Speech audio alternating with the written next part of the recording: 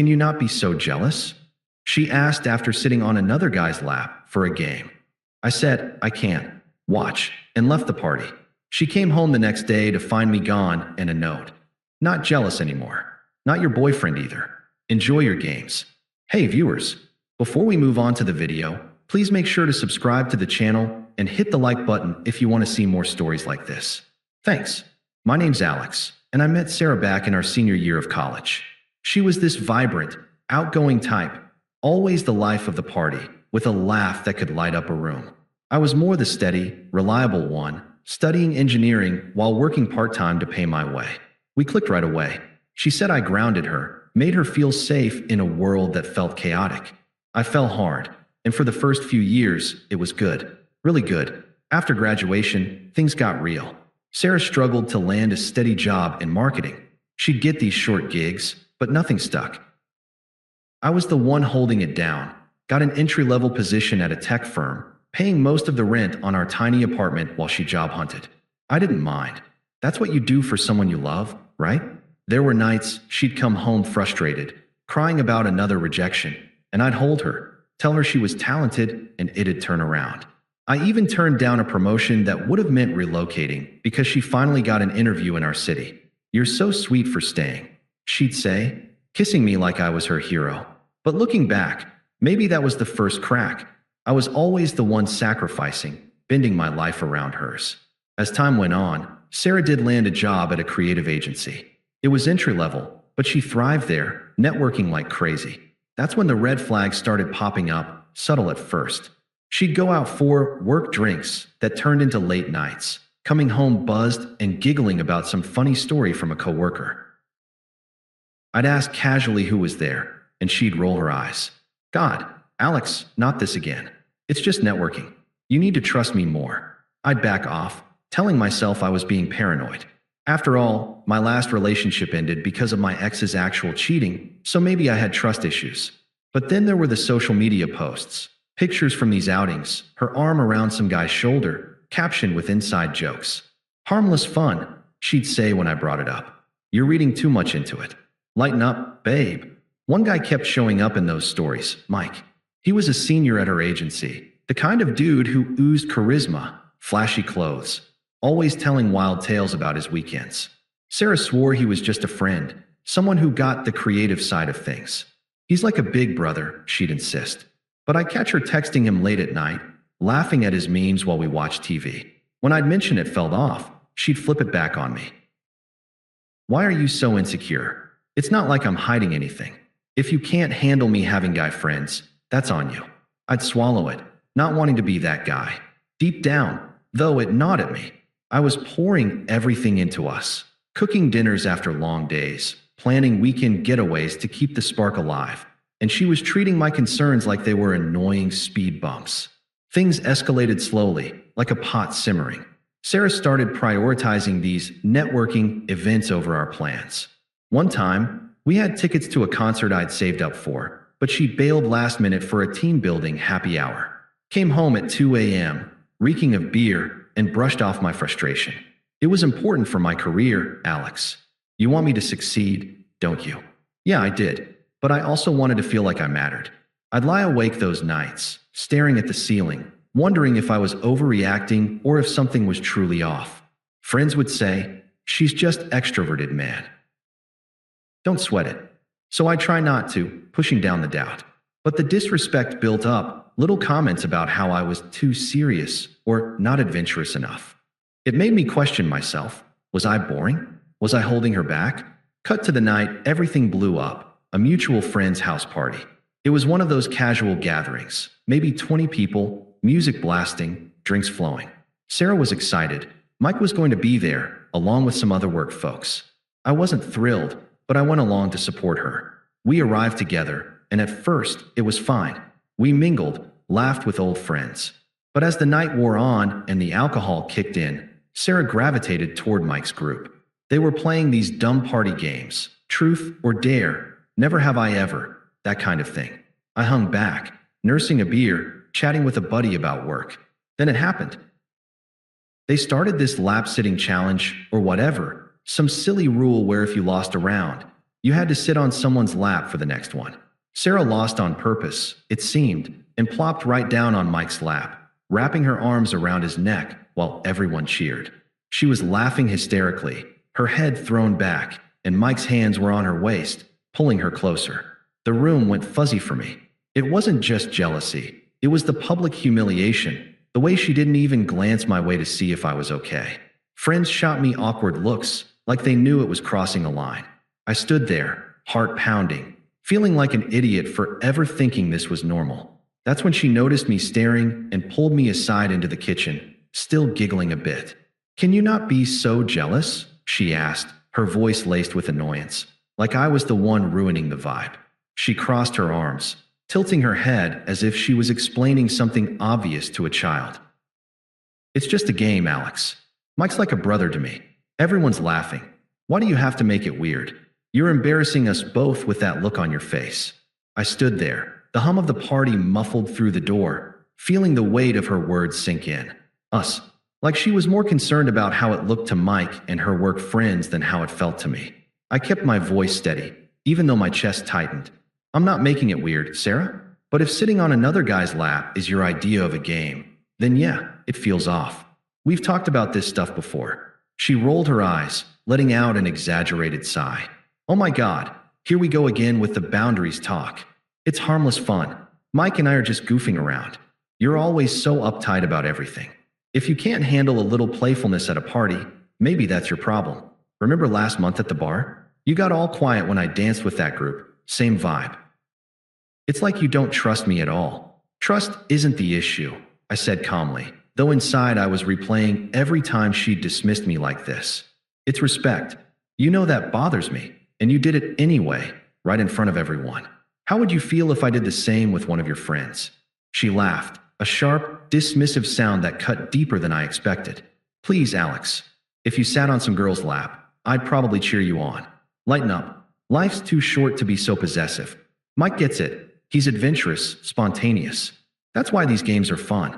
You're reading way too much into it because of your trust issues from your ex. I mean, come on. It's not like I kissed him or anything. You're overreacting as usual." Her words twisted like a knife, turning my valid concern into some flaw in me, while painting Mike as this exciting alternative. I could see the smugness in her eyes, like she knew she had the upper hand because I wasn't the type to cause a scene. The party noise swelled as someone opened the door briefly, and I caught a glimpse of Mike out there, grinning with the group, probably waiting for her to come back. I took a breath, keeping my tone even. "Okay, Sarah, if that's how you see it, fine. I cannot be jealous. Watch." She furrowed her brow, like she wasn't sure if I was joking. "What does that even mean? Are you seriously mad over this?" "Fine, I'll stop the game if it's such a big deal. But you're killing the mood for everyone." "No need," I replied, already turning toward the door. "Enjoy the party. I'll head out." "Wait, Alex, don't be dramatic," she called after me, but I didn't stop. I wove through the crowd, ignoring the curious glances from friends, and stepped out into the cool night air. My heart was racing, but I didn't yell or beg or confront Mike. I just left. No outburst, no pleading for her to choose me. It was like a switch flipped. I was done being the backup plan in my own relationship. The drive home was a blur. I kept replaying the scene. Her on his lap, his hands on her, her laughing it off like I was the unreasonable one. By the time I got back to our apartment, the confusion had hardened into resolve. She didn't come home that night. Sent a quick text around 1 a.m. "Staying at the party a bit longer. Don't wait up. We'll talk tomorrow." XO. No apology, no concern. Just more dismissal. I didn't sleep much. Instead, I started packing. Not everything, just my essentials. Clothes, laptop, a few books. The rest could wait. I wasn't going to drag this out into some messy fight. By morning, I'd loaded my car and sat down to write the note. Kept it simple, on a sticky note stuck to the fridge. "Not jealous anymore. Not your boyfriend either. Enjoy your games." I left my key on the counter and drove to a buddy's place across town. Blocked her number temporarily, not out of spite, but to give myself space. The silence hit hard at first. I'd sacrificed so much, skipping that promotion, handling most of the bills while she chased her dreams, even canceling a guy's trip last year because she needed me home. And for what? To be made to feel like a nagging obstacle to her fun? Friends texted me the next day, piecing together what happened. Apparently, after I left, Sarah and Mike got even cozier, dancing, shots, and yeah, she crashed at his place. Just as friends, she told people, but no one bought it. The betrayal stung, but I didn't lash out. I just focused on breathing through it, one day at a time. The days after blurred into a haze of quiet routine. I crashed on my buddy's couch for a week, then found a short-term rental, a cramped studio, but it was mine. No shared space, no waiting for her to come home late. At first, the silence was deafening. I'd wake up reaching for my phone, half expecting a text from her, then remember I'd unblocked her but set notifications to mute. The confusion lingered. Had I overreacted? Was I really the insecure one she painted me to be? I'd scroll through old photos. Us on that weekend hike I'd planned, or the time I surprised her with tickets to her favorite band, and feel the unfairness like a weight. I'd given up pieces of myself to make us work, and she'd treated it like a game. Work became my anchor. I'd buried myself in projects at the tech firm, finally pursuing that promotion I'd passed on before. My boss noticed the extra hours, the focus. "You've got fire in you lately, Alex," he said one day. It felt good, reclaiming control. I hit the gym too, something I'd slacked on while prioritizing her schedule. Started reading books on boundaries and self-respect, journaling the mess in my head. No dramatic revenge plots, just steady steps forward. Friends checked in, some sharing updates I didn't ask for. Sarah was posting party pics online, captioning them with vague empowerment quotes like, "living my best life." It hurt, but I didn't engage. A couple weeks in, the karma started trickling. Mutual friends mentioned Mike wasn't the charmer he seemed. Rumors at her agency about him hitting on multiple co-workers, including during work events. Sarah brushed it off publicly, but privately, cracks showed. She lost a big project at work. Turns out, the affair, or whatever it was, got messy when another colleague found out, leading to office drama. Her boss pulled her aside, professionalism concerns. Friends who sided with her at first started distancing. One told me, "She's acting like nothing happened, but it's obvious she's spiraling a bit." I didn't gloat or seek details. Let it unfold. Months passed, 3 to be exact, and I settled into my new rhythm. Landed that promotion, which came with a raise and remote flexibility. Moved to a better apartment, started dating casually, but nothing serious yet. The confusion faded. In its place, clarity. I dodged a bullet. Her disrespect wasn't a one-off. It was a pattern I'd ignored too long. By then, her unraveling picked up speed. Mike dumped her after a few weeks of fun, admitting he was seeing someone else from the office. She got transferred to a different department to avoid the fallout, but it tanked her networking circle. Bills piled up without my half. She had to dip into savings. Isolation set in. Friends who cheered her freedom now saw the hypocrisy, especially after hearing my side quietly shared. One night, a buddy forwarded a screenshot, her venting in a group chat about being broke and alone, blaming bad luck. It was satisfying in a quiet way, but I didn't dwell. Life was moving forward without her input. That's when the desperate attempts started rolling in. It was about a month after I'd left, right as her work drama was heating up. At first, it was texts, sporadic at first, then a flood. I'd unblocked her by then, figuring I could handle it without reacting. The initial ones were casual, like she was testing the waters. "Hey Alex, hope you're doing okay." That note was harsh, but I get why you're upset. It was just a dumb game at the party. Nothing happened with Mike, I swear. "Can we talk? I miss our talks." I didn't respond. What was there to say? She'd made her choice clear. A few days later, the tone shifted to apologetic, with a hint of manipulation. "Alex, please answer. I know I messed up. Sitting on his lap was stupid, but you know how I get when I'm drinking. It's not like we hooked up or anything. You're blowing this out of proportion because of your jealousy issues. Remember how we always work through stuff? Let's grab coffee and fix this." Still nothing from me. That's when her friends and family got involved. Toxic as hell, just like the plan had warned. Her best friend, Lisa, who'd been at the party and laughed along, texted me out of nowhere. "Dude, Sarah's a wreck. You're being childish ghosting her like this. She deserves a chance to explain. Man up and talk to her." Then her mom called, left a voicemail guilting me about how I'd abandoned Sarah during her tough time at work. as if I owed them anything after the humiliation. By the 2-month mark, Sarah's messages turned more frantic. Voicemails now, her voice cracking a bit. Alex, pick up. Mike was a mistake. He's seeing someone else already, and work's falling apart because of the rumors. I got demoted, okay? Happy now? I need you. We were good together. You always knew how to calm me down. Please, just call back. I can't do this alone. I listened, but it didn't move me. Her need felt like code for wanting her safety net back. The anger crept in after another week of silence from me. A string of texts one night. How dare you ignore me like this? After everything I put up with, your boring routines, your constant nagging about trust. Fine, be petty, but you're gonna regret this when I'm back on my feet.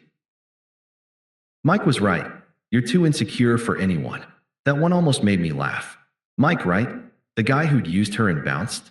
It revealed her true colors, lashing out when she couldn't control the narrative. Her family doubled down. Her sister emailed me, all unpleasant and demanding. Sarah's family, and you're treating her like trash. She made one mistake. Get over yourself and take her back before she really moves on.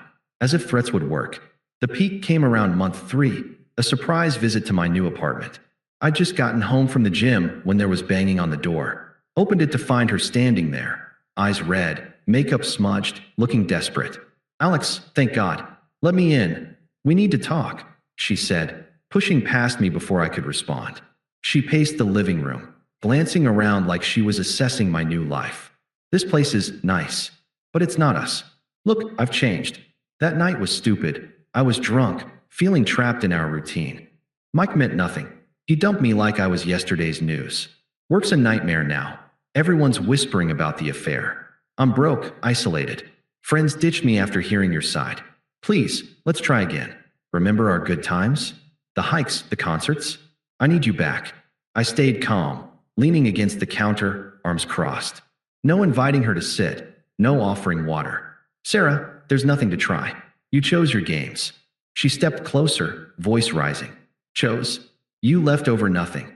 If you'd just loosened up, none of this would have happened. You're punishing me for one slip up. I deserve better than this cold shoulder. Deserve? I echoed, mirroring her old logic without heat. You said I was too uptight, too jealous. Turns out, I just had standards. And now, you're here because your choices blew up. But that's not my problem anymore. She teared up, switching to pleading. Alex, don't be like this. I love you, always have. Give us another shot. I'll cut out the parties, the flirting, whatever you want. I shook my head firm. No, I'm done. She snapped then, anger flashing. Fine, rot here alone. You'll never find someone like me. She stormed out, slamming the door. That was her true self, entitled, volatile when cornered. The final nail came at our mutual friend Jake's wedding, 5 months post-breakup. It was a garden ceremony, elegant and low-key. I'd RSVP'd yes, knowing she might be there. But I wasn't hiding. Showed up with Emily, a woman I'd met through work, smart, respectful, no games.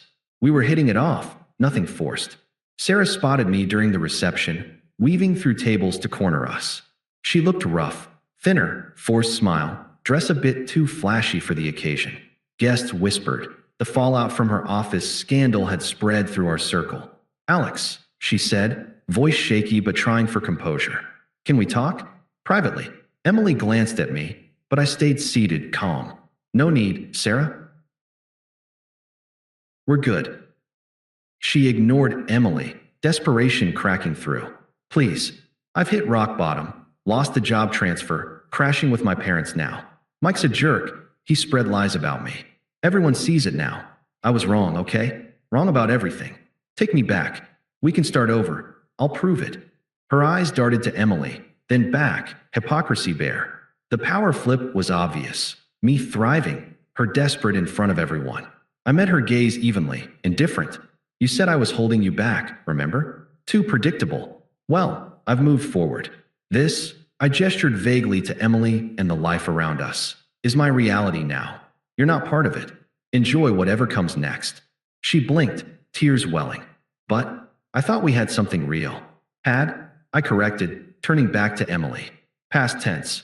She lingered a moment, humiliated as heads turned, then fled the reception. No chase, no sympathy from me. She'd become irrelevant, a footnote in my story. The months after the wedding sealed it. I blocked her everywhere, no loose ends. Life leveled up. Promotion led to more travel. Emily and I grew serious. She's the kind of partner who builds you up, no drama. Mutual friends cut ties with Sarah after the full truth surfaced. Her reputation as the manipulator stuck. Last I heard, unasked, she'd bounced between jobs, still chasing that excitement that left her broke and alone.